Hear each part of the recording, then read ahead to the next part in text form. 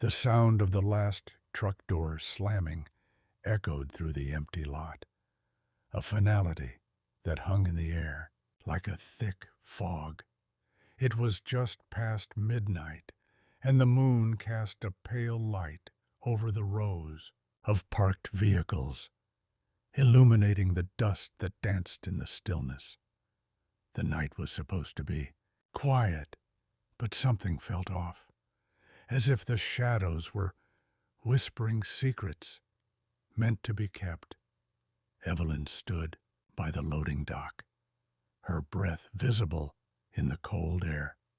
She had worked at the distribution center for years, but tonight felt different.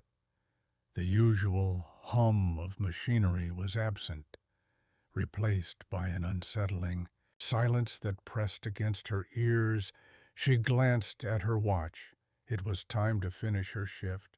Yet, a nagging feeling held her in place, as if the night was waiting for her to make a move.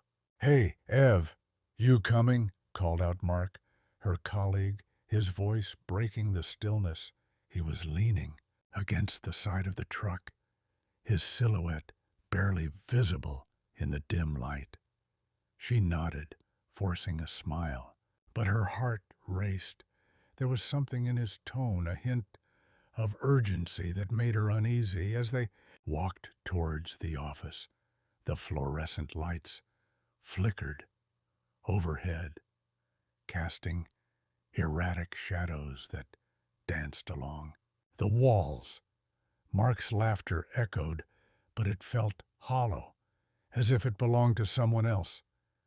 Evelyn tried to shake off the feeling, but it clung to her like a second skin. "Did you hear about the accident last week?"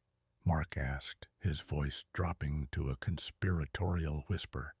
"The driver lost control and crashed into the old warehouse. They say it's haunted now." Evelyn rolled her eyes, dismissing the tale. "You know how these stories get exaggerated. It's just an old building." But even as she said it, a chill ran down her spine. The warehouse loomed at the edge of the lot, its broken windows like empty eyes watching them. "Yeah, but they say you can still hear the truck's engine revving at night," he continued, his voice low and teasing. "Some say it's the driver, still trying to make his last delivery."